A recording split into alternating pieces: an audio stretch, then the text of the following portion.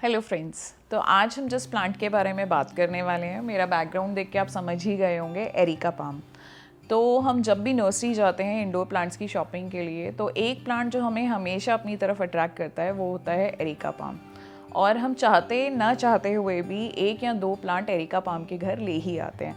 पर अक्सर क्या होता है, घर लाने के कुछ टाइम के बाद, हफ्ते दो हफ्ते महीना भर तक वो बहुत अच्छे से हमारे घर में रहता है और कुछ टाइम के बाद उसकी पत्तियां पीली पड़ने लग जाती हैं और एक दो तीन पत्तियां धीरे धीरे उसकी गिरनी शुरू हो जाती हैं और प्लांट सूख के ख़त्म हो जाता है। एरिका पाम थोड़ा सा नखरे वाला प्लांट है, बट अगर एक बार आपने इसको क्रैक कर लिया कि कैसे इसकी केयर करनी है, तो एरिका पाम कोई कसर नहीं छोड़ेगा आपका घर सुंदर दिखाने में। तो स्टार्ट करते हैं डे 1 से। आप एरिका पाम को नर्सरी से घर लेकर आए। घर आते ही आपको उसकी रीपॉटिंग नहीं करनी है। आपको एरिका पाम या तो ग्रो बैग में मिलेगा या छोटे से पॉट में। आते ही उसे रीपॉट ना करें, किसी दूसरे पॉट में शिफ्ट ना करें। उसे 3 से 4 दिन का टाइम दें नए पॉट में शिफ्ट करने के लिए। इम्पॉर्टेंट थिंग, एरिका पाम को कहाँ रखें।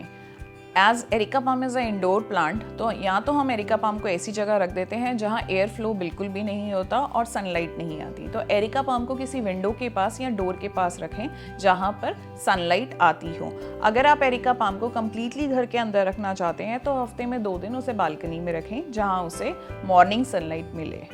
Now next important thing, areca palm में पानी कैसे दें। एरिका पाम में पानी आपको तभी डालना है जब एरिका पाम की ऊपर की सॉइल आपको सूखी नज़र आए, तभी हम एरिका पाम में पानी डालेंगे। एरिका पाम का जो पॉट है उसमें नीचे की तरफ होल्स अच्छे होने चाहिए, वेल ड्रेनिंग सॉइल होनी चाहिए, पानी बिल्कुल भी पौधे में रुकना नहीं चाहिए, वरना रूट्स जो है वो रॉट हो जाएंगी। पानी की वजह से अगर पानी नीचे रुक रहा है तो उसकी जड़ें सड़ जाएंगी। अब हम बात करेंगे फर्टिलाइज़र की। तो एरिका पाम में आप कौन से फर्टिलाइज़र दे सकते हैं। या तो आप उसे वर्मी कंपोस्ट दे सकते हैं, आप उसे डाइल्यूटेड मस्टर्ड केक का पानी है वो आप दे सकते हैं, या फिर आप उसमें ह्यूमिक एसिड भी डाल सकते हैं। लेकिन एक चीज़ जो ध्यान रखने वाली है कि फर्टिलाइज़र महीने में सिर्फ एक बार देना है। ओवर फर्टिलाइज़र से उसकी टिप्स बर्न होके जल जाएंगी, पीली पड़ जाएंगी। अब एरिका पाम में जो एक और प्रॉब्लम जनरली हमें देखने को मिलती है वो होता है फंगस, या फिर उस पर ब्लैक स्पॉट्स पड़ जाते हैं, या फिर पेस्ट प्रॉब्लम। तो इसको कंट्रोल करने के लिए जो एक सबसे इजी तरीका है, आप एक ग्लास में बिल्कुल थोड़ा सा लिक्विड सोप उसमें डालें और उसको कॉटन में डिप करके उसकी लीव्स को या जो अफेक्टेड एरिया है वहाँ पे उसको धीरे धीरे क्लीन करें। या second option is Neem oil spray. आप वीक में एक बार, अगर आपको फंगस दिख रही है तो आप वीक में एक बार उस पर नीम ऑयल स्प्रे कर सकते हैं।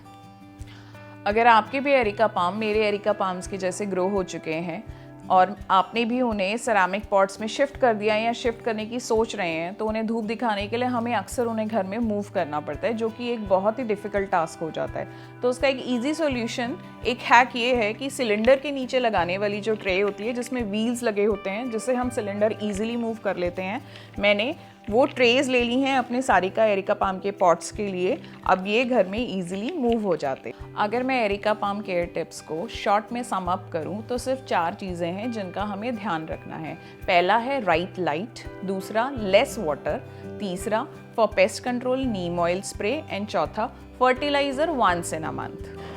अगर आपको मेरी बताई हुई टिप्स इंफॉर्मेटिव लगी हो तो प्लीज़ लाइक एंड सब्सक्राइब, और आप किसी और प्लांट की भी केयर टिप्स जानना चाहते हैं तो please do comment. Till then, happy gardening.